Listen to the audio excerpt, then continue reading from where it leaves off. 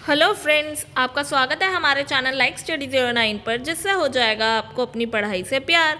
चलिए शुरू करते हैं आज के टॉपिक से, जो होने वाला है विजयनगर साम्राज्य।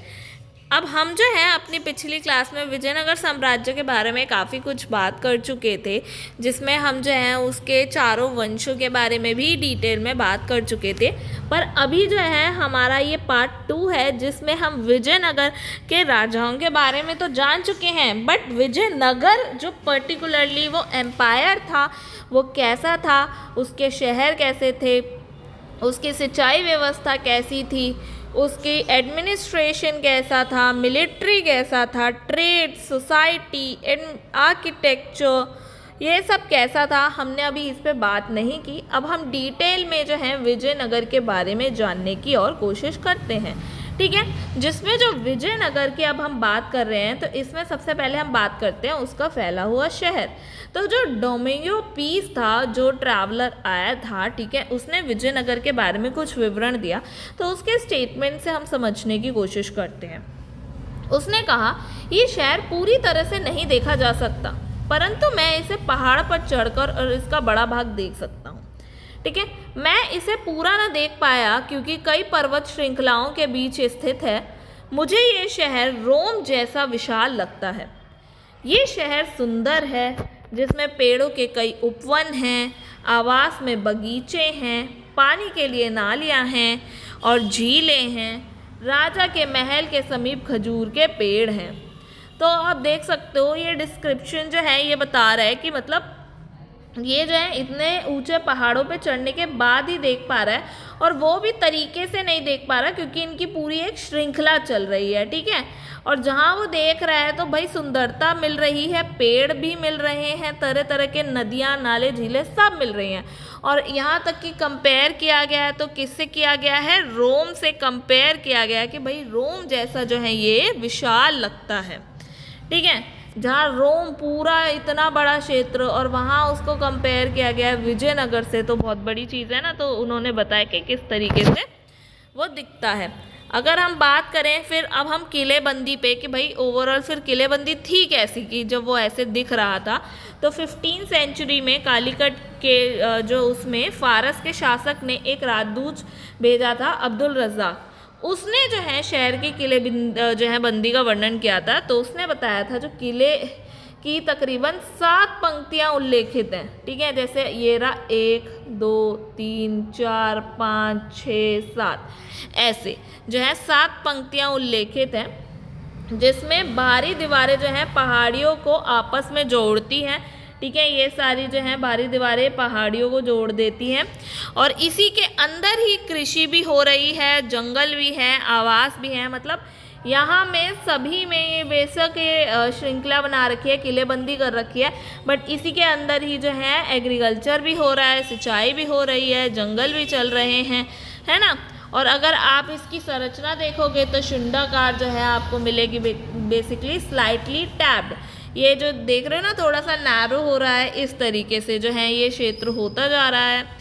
और सबसे बड़ी खास बात ये है कि इसे बनाने के लिए गारे का घोल का प्रयोग नहीं हुआ, जो बेसिकली हम सीमेंट कहते हैं ना, सीमेंट एजेंट्स।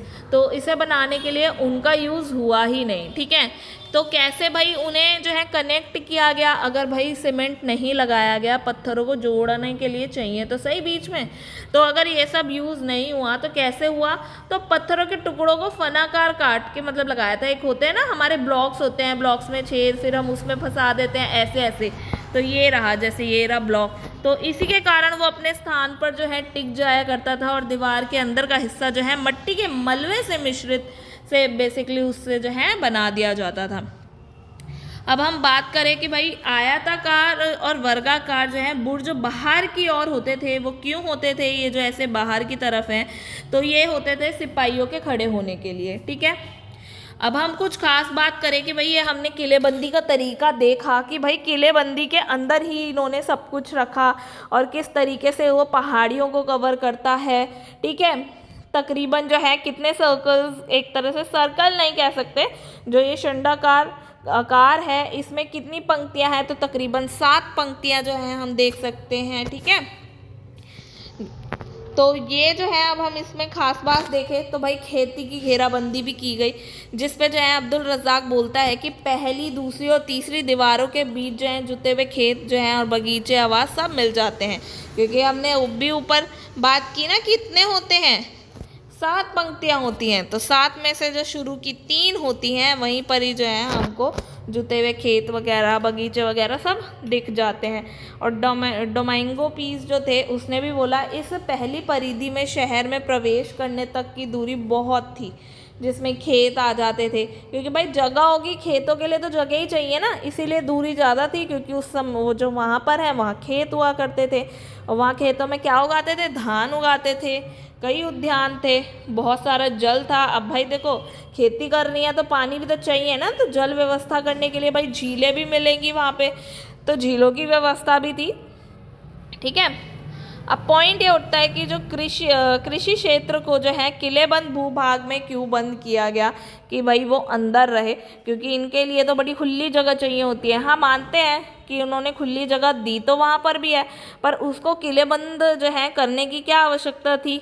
तो भाई देखो, आवश्यकता तो थी, और ये उनके लिए काफ़ी ज़्यादा बेनिफिशियल रहा। क्योंकि जब ये घेराबंदी करते थे, ऐसी सिचुएशन आती थी, जैसे अलाउद्दीन भी कितनी बारी जो है घेराबंदी करता था, 6-6 महीने तक जो है बाहर बैठा रहता था, जिसकी वजह से जो है वो आत्मसमर्पण कर लिया करते थे। तो इससे बस ये प्रॉब्लम नहीं होगी, जो घेराबंदी हो रही है, मतलब घेराबंदी होती है, आपका शत्रु बाहर आता है, तो रिसोर्सेज की कमी नहीं होगी। क्योंकि भाई कमी कैसे होगी, वो जब घेराबंदी करेगा तो खेती भी तो अंदर ही होगी, वो प्रोड्यूस कर लेंगे नया, है ना। और जानवर का पशुपालन कराना, हर चीज़ जो है अंदर अवेलेबल ही थी, पानी भी अच्छे से अवेलेबल कर रखा था, झीलें वीलें बना रखी थी, तो दिक्कत तो कोई थी नहीं। अब वो, और ऊपर से 7 लेयर आसपास थी, तो अब वो अगर एक लेयर में भी घुस जाए तो दूसरी लेयर में भी तो खेती हो रही है, तीसरी में भी तो हो रही है, ऐसे ऐसे सबकी अपनी अलग अलग लेयर बनी हुई है। तो भाई एक लेयर पे अगर वो घुस भी जाता है, कर भी लेता है, तो दूसरी उनके पास अवेलेबल है, दूसरी पे आ जाए तो तीसरी है, ऐसे मतलब। और कितनी लेयर्स को तोड़ना सामने वाले के लिए कितना डिफ़िकल्ट होगा। तो ऐसी सिचुएशन के लिए जो है काफ़ी हेल्पफुल रहा कि भाई कृषि क्षेत्र जो था उसको अंदर ही कर लिया करते थे। अब किलेबंदी की जो दूसरी खास बात हम बोले, जो आंतरिक भाग थे वो चारों ओर से किलेबंदी थी। ठीक है, जैसे अब हम ये इंटरनल पार्ट ले ले, ये रहा कोई किला है, या वो मतलब क्या बोलते हैं, कोई महल है, महल से मतलब किसी का कमरा है मान लीजिए, ठीक है, कोई इम्पोर्टेंट रूम है, तो वो रूम है। अब उसके ऊपर जो है ये तो कवरिंग कर दी उन्होंने, फिर ऊपर से भी एक कवरिंग कर दी, तो मतलब आंतरिक भाग भी चारों तरफ से किलों से बंधा हुआ था, किले ही किले थे, कवरिंग बहुत तगड़ी कर रखी थी।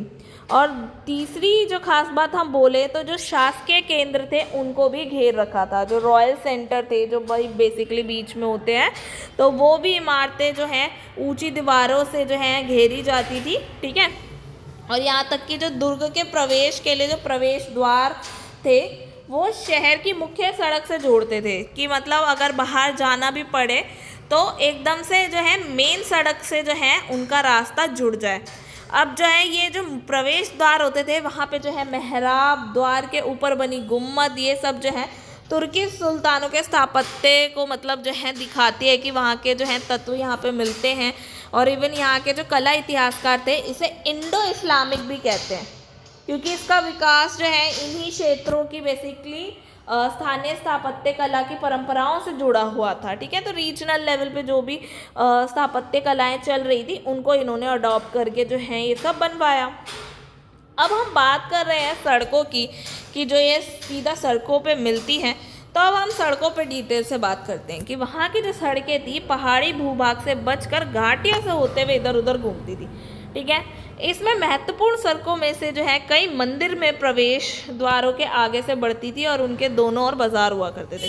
तो मतलब ये दोनों साइड जो है ये सड़क है, तो बाजार भी हैं और बीच बीच में जो है मंदिर भी होते थे। ठीक है, अब हम बात कर रहे हैं शहरी केंद्रों की, कि भाई वहाँ के शहरी केंद्र कैसे थे। तो यहाँ के जो सामान्य लोगों के घर जो है बहुत कम जो है हमें हिस्टोरिकली ये पुरातात्विक साक्ष्यों में कम मिलते हैं शहरी केंद्रों में, ठीक है। क्योंकि जो क्षेत्र सर्वेक्षण ये बताता है कि पूरे क्षेत्र में जो है कई मंदिर और कई छोटे मतलब कई बड़े कई छोटे मंदिर जो हैं मिलते हैं, जो बेसिकली इंडिकेट क्या करते हैं कि पथों के प्रसार के लिए जो है अलग अलग मंदिर जो हैं विभिन्न प्रकार के लोगों के लिए वो जो है मंदिर बनवाए जाते हैं।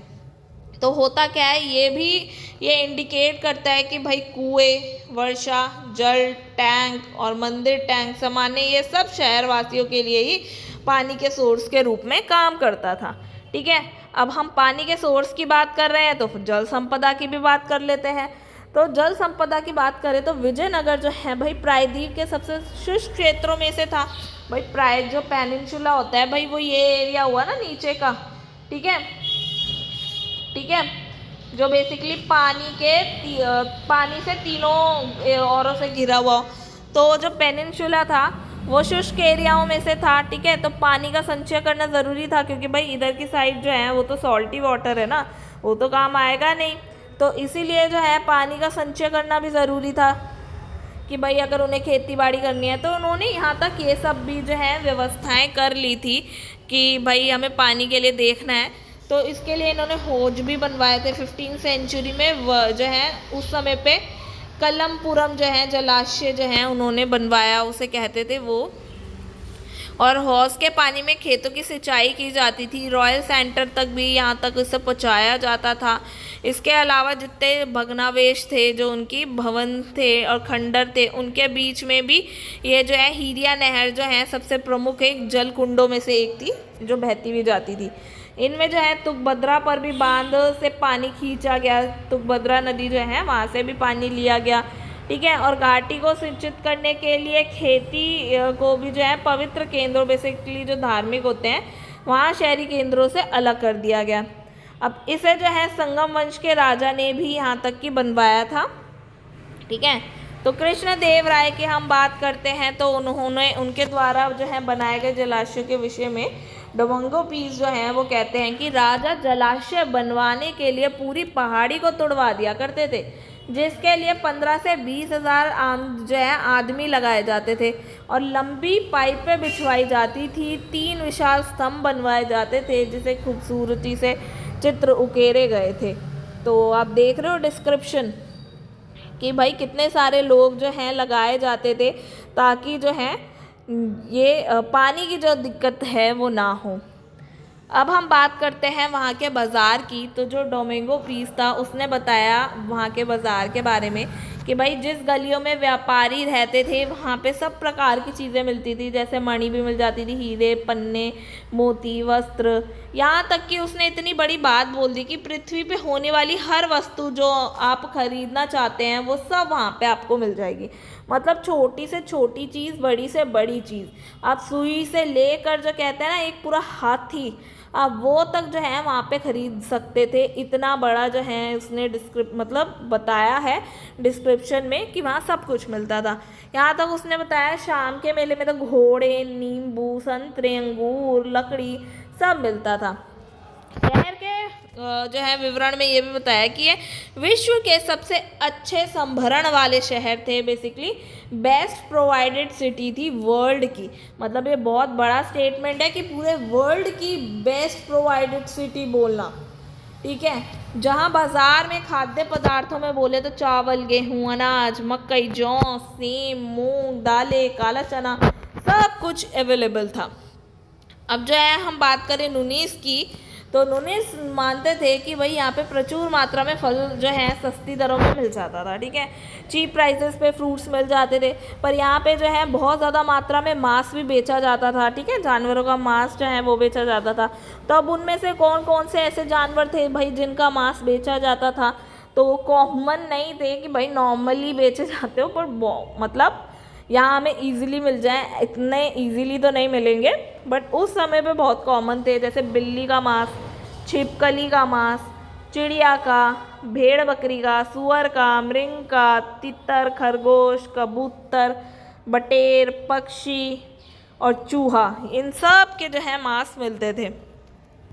अब हम बात करें वहाँ के ट्रेड की, तो उस समय जो है हम देखा जाए तो युद्ध में सबसे ज़्यादा इम्पोर्टेंट कौन होता था भाई? घुड़सवार होते थे, क्योंकि उस समय पे ना तो भाई कोई गोली का सिस्टम था और उस समय कोई तोप का सिस्टम भी नहीं था, ठीक है। तो मेनली जो वॉर होती थी वो उनके लिए सबसे ज़्यादा इम्पोर्टेंट क्या होता था? घोड़े। इसीलिए भाई घोड़ों का व्यापार भी उस समय पे बहुत ज़्यादा इम्पोर्टेंट होता था कि अरब से मंगाए जाते थे, जहाँ हमने पहले भी बात की, अरब से जो है काफ़ी घोड़े मंगाए जाते थे। और इसीलिए जो है गुजरात को ग्रैब करने की कोशिश की जाती थी। दिल्ली सल्तनत द्वारा भी बहुत कोशिश की गई कि भाई गुजरात को अपने क्षेत्र में कर लिया जाए, अपने सल्तनत में मिला लिया जाए, ताकि जो है इंटरनेशनल ट्रेड ईजी हो पाए। तो भाई यही रीज़न तो इसीलिए होते थे। तो घुड़सवारों के जो है घुड़सवार सेना बहुत इंपॉर्टेंट होती थी। वही चीज़ यहाँ पे मेंशन है कि भाई अरब और मध्य एशिया है, वहाँ से घोड़े आयात किए जाते थे, वो बहुत ज़रूरी हो गया था। तो अब इस कंट्रोल करने के लिए इन व्यापारियों द्वारा जो है नियंत्रण किया जाए, और स्थानीय व्यापारी समुदाय जो थे, कुंदराई चेट्टीज जो थे, वो भी इसमें भाग लेना चाहते थे। और एट द एंड आगे चल के क्या होता है, 1498 तक जो है पुर्तगाली जब आ जाते हैं तो ये सारी और जो टेक्निक्स थी बेसिकली डेवलप होने लगती है। सैन्य जो तकनीक होती थी, विशेषकर हम बंदूकों की बात करें तो ये सब जो है इसका हिस्सा बनने लगी। तो धीरे धीरे ये सब भी चीज़ें शामिल करने की जो है कोशिश करने लगे, राजनीति में महत्वपूर्ण खिलाड़ी ये बनने लगे। अब वहीं हम बात करें व्यापार में, तो व्यापार में भी उन्होंने इसीलिए काफ़ी ज़्यादा भाग लिया, जहाँ व्यापार में जो विख्याति मिली विजयनगर को वो मसालों, वस्त्र और कीमती पत्थरों के लिए मिली। जहाँ व्यापार से प्राप्त जितना भी राजस्व था वो राज्य की समृद्धि में ही लगाया जाता था, ठीक है, और स्टेट के लिए, अपनी प्रजा के लिए ही उस पर इन्वेस्टमेंट की जाती थी।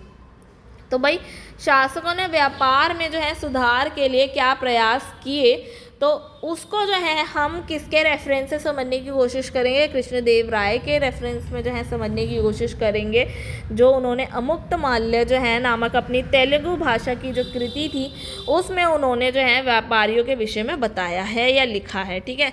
तो उन्होंने मेंशन किया था कि ये जो है एक राजा को अपने बंदरगाहों का भी सुधारना चाहिए, ठीक है, अपने जितने भी पोर्ट्स हैं उनमें भी सुधार लाना चाहिए। तो अगर उन्होंने ये मेंशन किया है देन ऑब्वियसली उन्होंने किया भी होगा, है ना।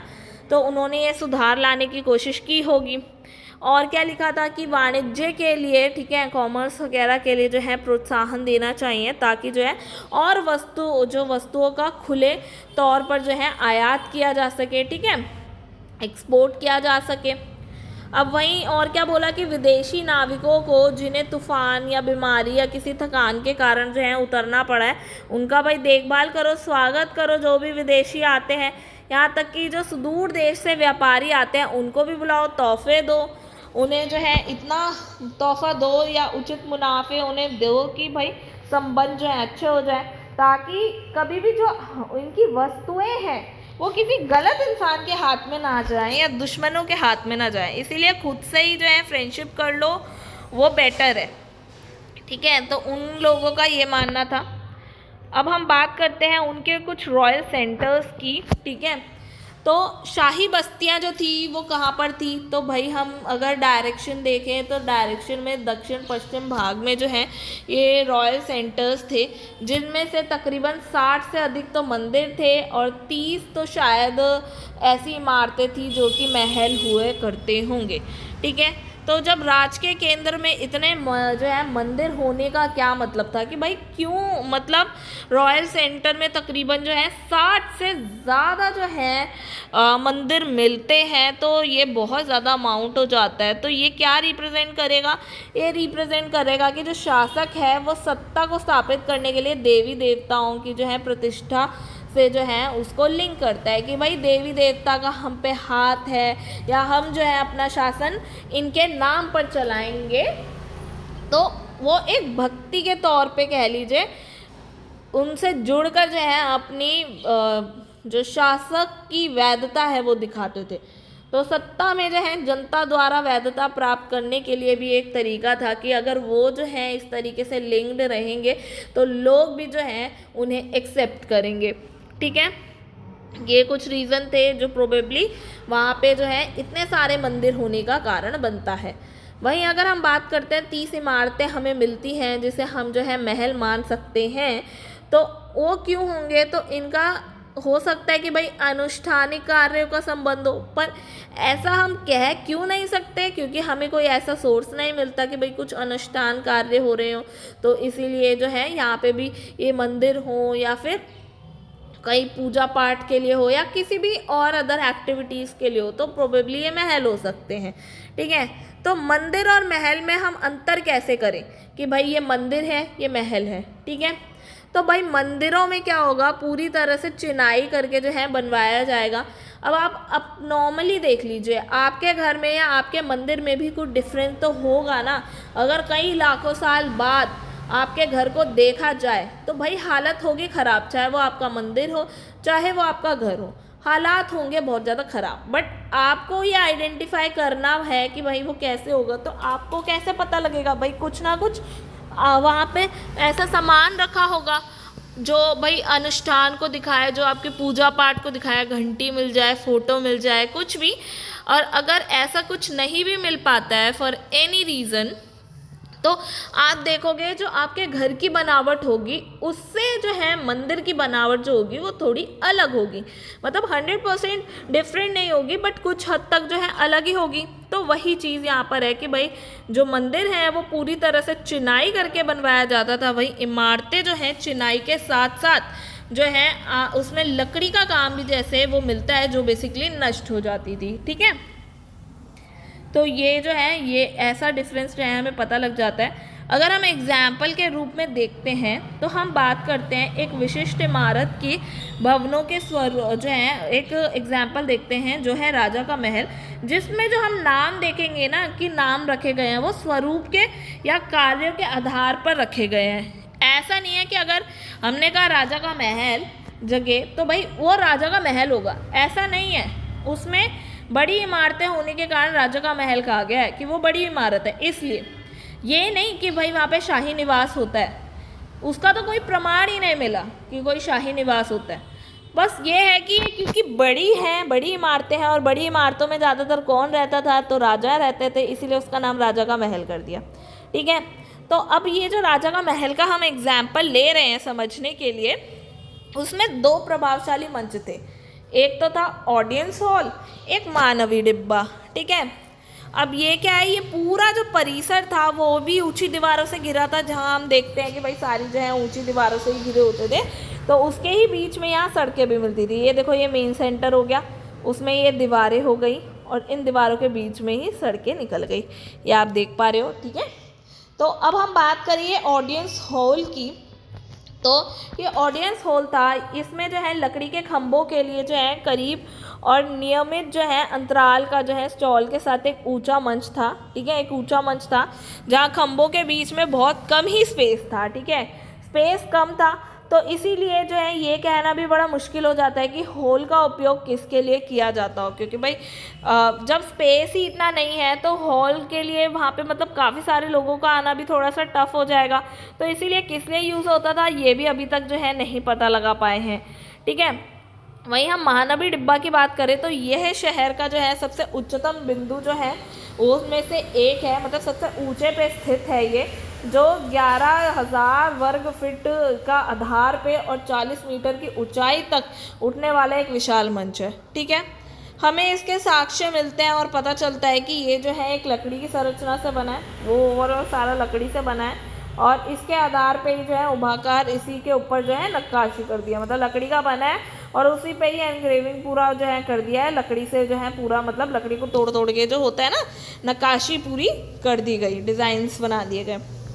तो ये जो महानवी डिब्बे से जुड़े कुछ अनुष्ठान या प्रतिष्ठा मतलब कि जो स्टोरी है हम उस पर कवर करते हैं कि भाई ये महानवी डिब्बा है, ये किस लिए था, कि अनुष्ठान कार्य होते थे या ये किसी प्रतिष्ठा के लिए बनाया गया था। तो भाई देखो संरचना से जुड़े देखें तो ये अनुष्ठान संभवतः हो सकता है कि ये जो हो ये महानवी डिब्बा ये बेसिकली महानवमी या नवरात्रि के मेले के लिए होता हो, जो कि बेसिकली सितंबर से अक्टूबर तक के त्यौहार को मनाने के लिए हो। ठीक है, पर वहीं विजयनगर के राजाओं ने इस अवसर पर जो है अपनी प्रतिष्ठा, शक्ति और प्रभुत्व दिखाने की भी बहुत कोशिश की होगी, जिसमें जो है इन अवसरों के लिए उन्होंने क्या क्या किया। कुछ ऐसे समारोह किए जैसे कि देवी की पूजा करना, राजकीय अश्व की पूजा करना, भैंसों की बलि चढ़ाना, सजे धजे घोड़े और रत्नों और सैनिकों की जो है शोभा यात्रा निकालना और नृत्य या कुश्ती मैच कराना। ठीक है, तो बेसिकली ये जो है दिखा क्या किया गया है, तो भाई अनुष्ठानिक कार्य करने की कोशिश, पर किसके लिए? प्रतिष्ठा, शक्ति दिखाने के लिए। ठीक है, क्योंकि हम देख रहे हैं ना कि भाई कितने सारे जो है मंदिर हमें मिलते हैं रॉयल सेंटर में, तो वो रिलीजन के बेस्ड पर ही तो कर रहे हैं ना, अपनी प्रतिष्ठा दिखा रहे हैं या अपनी वैधता को जो है दिखा रहे हैं, वैधता दिखा रहे हैं, है ना। तो अब हम बात करें भाई त्योहार के अंतिम दिन जो है राजा ने एक खुले मैदान में भव्य समारोह में अपनी सेना और नायकों की सेनाओं को निरीक्षित किया और साथ ही नायकों ने राजा को उनके द्वारा लगाए गए उपहार भी भेंट किए। ठीक है, तो मतलब सेना जो थी उनकी एक तरह से नायक, ठीक है, वो जो है उनको गिफ्ट्स भी दे रहे थे, है ना। तो क्या वास्तव में ये जो मानवी डिब्बा था इस विस्तृत अनुष्ठानों का केंद्र था? अब सवाल ये, तो अभी ये भी कहना कंफर्म नहीं है, ठीक है, विद्वानों का, क्योंकि ये मानना है कि ये जो संरचना है आसपास उपलब्ध स्थान पे जो ये इसमें जितना स्पेस है उसमें पुरुष, महिला और बड़ी संख्या में जानवरों की जो शोभ यात्रा की हम बात कर रहे हैं ना कि भाई यात्राएं निकालता है, तो वो निकालना पर्याप्त नहीं है, उतनी स्पेस नहीं है कि वो निकाल पाए। इसीलिए ये भी कहना बड़ा मुश्किल है कि अनुष्ठानिक कार्यों के लिए जो है ये उसका सेंटर हो। ठीक है, ये शाही केंद्र में किसी अन्य संरचना की तरह ही एक अलग ही पहेली बना हुआ है कि ये जो है एक्चुअल में किस लिए है। ठीक है, बट किस तरीके की संरचना है ये सब हमें पता लग गया है, बट एक्चुअल पर्पस क्या था वो अभी पता नहीं चला है, उस पर अभी भी डिबेट चलती है।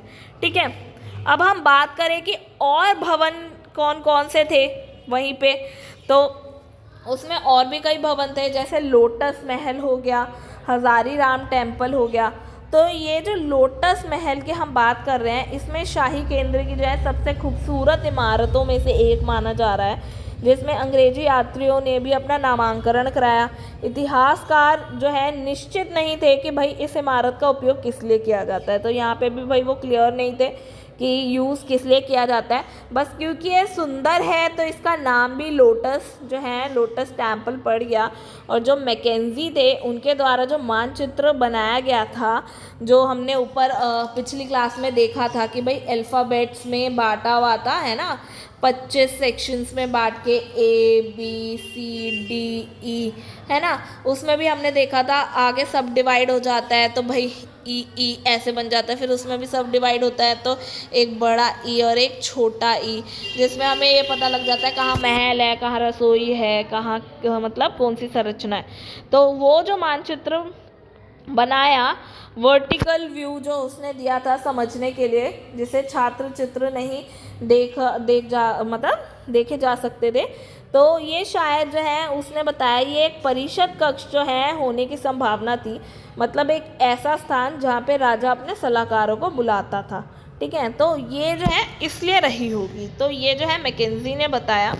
वहीं अब हम बात करें हजारा राम टेम्पल की, तो ये शाही केंद्र में ही स्थित एक मंदिर है, तो ये ज़रूर कहा जा सकता है क्योंकि अब ये सेंटर के बीच में है मंदिर, तो ये राजा और उनके परिवारों के लिए ही होगा, है ना। और इसमें जो देवस्थल की मूर्ति है वो फिलहाल गायब है। अब जब वो गायब है तो भाई अब हम क्या बोल सकते हैं, पर अभी भी हम कैसे बोल पा रहे हैं कि वो मंदिर है, वो इसीलिए क्योंकि दीवारों पे जो है रामायण के दृश्य बने हुए हैं, तो ये क्लियर हो जाता है कि वहाँ पे ठीक है देवस्थल की मूर्ति जो है अभी गायब है, बट ये जो है ये पर्टिकुलरली मंदिर ही है। ठीक है, तो इन शॉर्ट जो है हमने ये सब देखा कि भाई संरचनाएं किस तरीके से थी। ठीक है, और डिफ़िकल्टी क्या थी? डिफ़िकल्टी ये थी क्योंकि हमने जब विजयनगर की लूट की बात की थी तो बहुत सारी संरचनाओं को तोड़ फोड़ दिया गया था, तो ऐसे में जब वो नष्ट कर दी गई, शहर को पूरा बर्खास्त कर दिया गया, तो नायकों द्वारा जो है महलनुमा संरचनाओं के निर्माण की परंपरा जो थी वो तो कंटिन्यू रखी गई थी, जिसकी वजह से जो है हम कुछ इमारतों को बचा पाए और देख पाए। बट अभी भी कई सारी जो है उसके बारे में हिस्ट्री रिकन्स्ट्रक्ट करना मुश्किल इसीलिए पड़ता है क्योंकि उसे नष्ट कर दिया गया था। ठीक है, अब हम बात करते हैं कि राजधानी का चयन हुआ कैसे। तो भाई क्योंकि यहाँ के जो कुछ क्षेत्र थे ना वहाँ पे मंदिरों के निर्माण का ना एक लंबा इतिहास था, जहाँ हम चोल में, पल्लव में, चालुक्य में, होयसाल में सब में देखेंगे।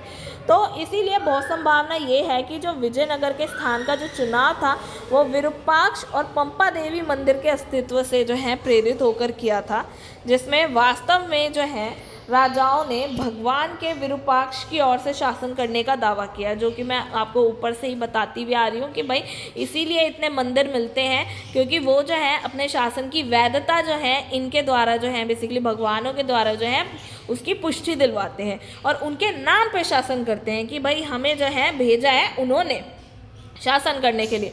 इसीलिए शाही आदेशों पे हमेशा श्री विरूपाक्ष आमतौर पे जो है कन्नड़ लिपि में हस्ताक्षरित उसका किया जाता था, नाम डाला जाता था। वहीं शासकों ने जो है हिंदू सूरतराना शीर्षक का उपयोग करके भगवान के साथ जो है घनिष्ठ संबंध को जोड़कर दिखाया।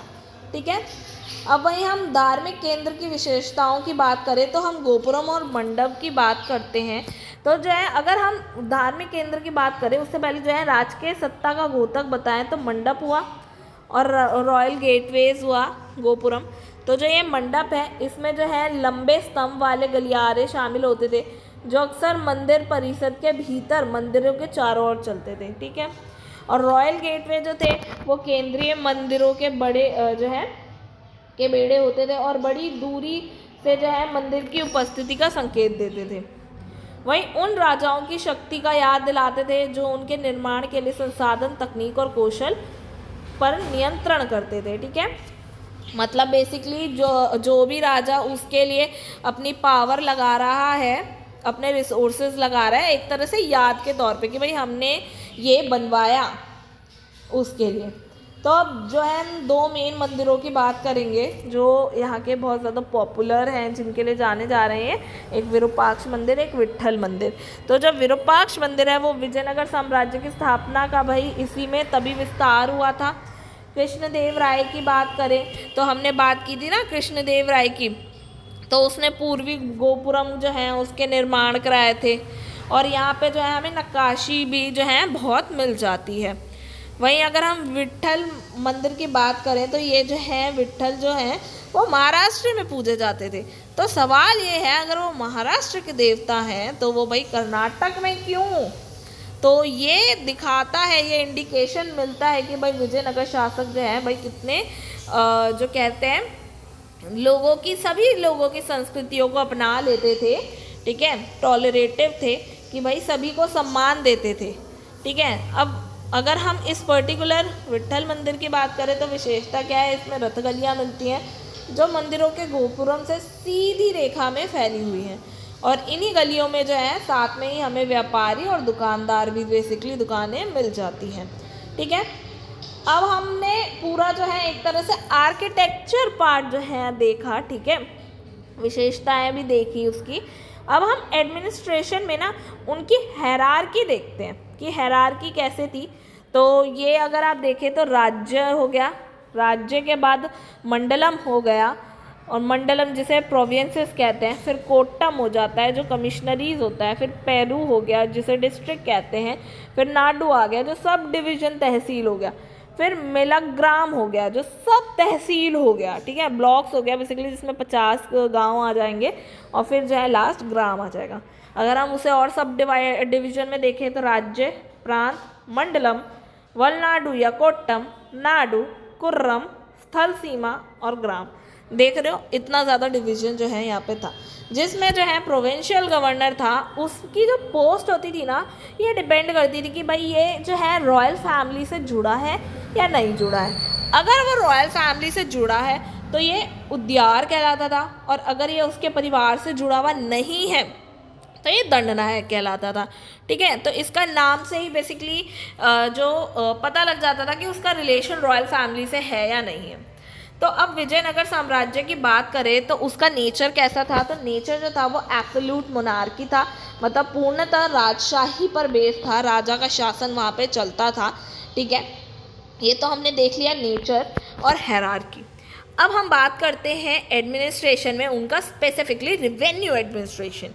तो जो लैंड रेवेन्यू होता था वो बेसिकली भाग, जो जिसे हम कहते थे, ठीक है, भाग और खराज जो बोलते थे उसे यहाँ शिष्ट बोलते थे। तो जो शिष्ट था उसमें लिया जाता था या कहा जाता था, तो लैंड रेवेन्यू को शिष्ट कहा जाता था, जिसमें 3 प्रकार से जो है लैंड टेन्योर्स जो थी, बेसिकली भूमि आदि का जो अधिकार दिया जाता था ना, वो वाली प्रणालियाँ, तो वो 3 तरीके की होती थी। देखो, होती दिल्ली सल्तनत में भी यही 3 तरीके की होती थी। बस पॉइंट क्या है, यहाँ विजयनगर के कॉन्टेक्स्ट में उनका नाम बदल जाता है। हमने जो है एक खलीसा लैंड की बात की थी दिल्ली सल्तनत में भी, जिसमें एक ये ऐसी लैंड होती है जो रॉयल भूमि होती है, वो सीधा जो है शासक के हाथ में होती है, उसका पूरा कंट्रोल, तो उसको जो है खलीसा लैंड बोलते थे दिल्ली सल्तनत में। तो यहाँ पे क्या उसे बोलते हैं, भंडारवना, ठीक है, वो भंडारवाना लैंड बोला जाता था विजयनगर एम्पायर में। वहीं जहाँ दिल्ली सल्तनत में इक्ता लैंड बोला जाता था, ठीक है, कि एक ऐसी लैंड जो बेसिकली किसी को दी जाती थी कुछ रिस्पॉन्सिबिलिटीज़ के साथ में, तो वो इक्ता लैंड हो जाती थी। वहीं जो अगर हम बात करें विजयनगर एम्पायर में, तो वहाँ पे इसे अमारा बोलते थे, और जो उसको होल्ड करता था उसे अमर नायक बोलते थे। जहाँ इक्ता को जो है होल्ड करने वाला इक्तेदार होता था, वहाँ अमर को जो है, अमारा जो था उसका होल्डर जो है अमर नायक कहलाता था। वहाँ जो है ये विजयनगर शासक का जो है अमर नायक, उसको सैनिक सेवा के बदले भूमि दान मिलता था, जो कि बेसिकली वहाँ पे भी होता था। और यहाँ पे जो है 3/4 बेसिकली 75% जो है टोटल लैंड का जो है मैक्सिमम देना होता था, ठीक है। और तीसरी लैंड कौन सी होती थी, एक टैक्स फ्री लैंड होती थी ना, जो बेसिकली ब्राह्मणों को, मंदिरों को, मठों को मिला करती थी। तो बस वही जो धार्मिक कार्यों के लिए मिलती थी उसे जो है यहाँ पे मन्या बोला गया है, ठीक है। अब हम बात करते हैं रेवेन्यू डिपार्टमेंट की, जहाँ रेवेन्यू डिपार्टमेंट को अष्टावना बोला जाता था, ठीक है, अष्टावना। तो लैंड रेवेन्यू की बात करें तो यहाँ पे जो है हम देखेंगे लैंड रेवेन्यू काफ़ी तगड़ा था, क्योंकि 1/6 से 1/3 बोल रहे हैं टोटल प्रोडक्शन का, जहाँ मॉडर्न पीरियड में 1/4 से 1/6 था। वहीं नूनीज़ ने बताया कि ये 1/10 भी था, ठीक है।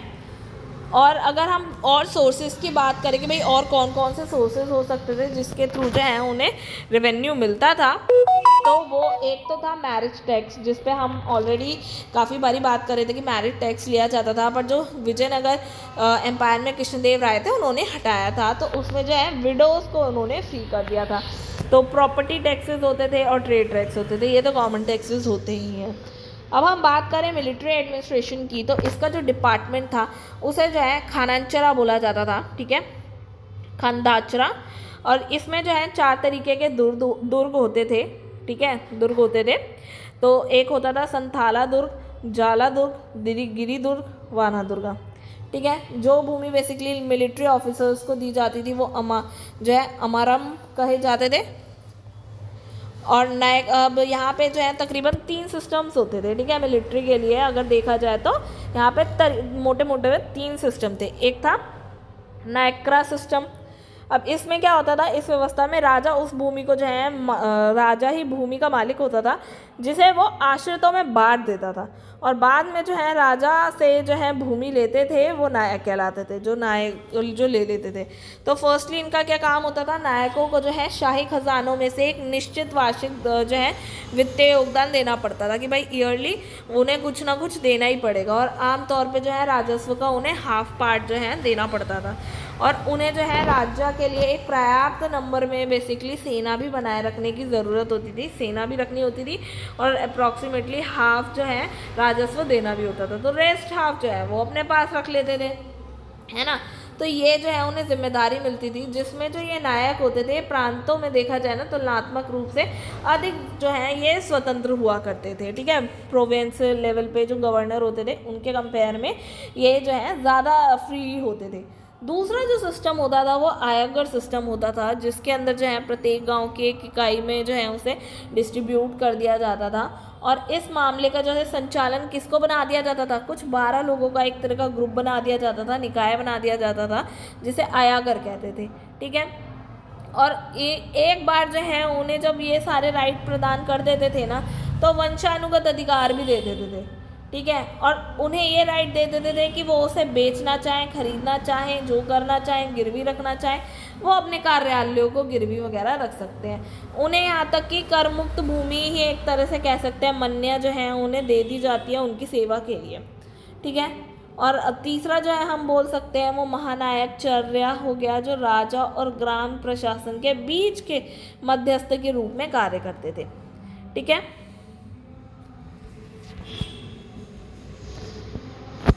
तो अब हम बात करेंगे करेंसी सिस्टम की। तो जो ये करेंसी सिस्टम था, इस पे जो है अब्दुल रज़ाक के अकॉर्डिंग जो है विजयनगर साम्राज्य की अपनी खुद की जो है एक टकसाल थी, जिसमें गोल्ड कॉइन को जो है पगोदास कहा जाता था। और हमें जो है काफ़ी ज़्यादा रेफरेंस मिलते हैं फॉरेन कॉइन्स का भी, जो कि बेसिकली इंटरनेशनल ट्रेड को इंडिकेट करता है।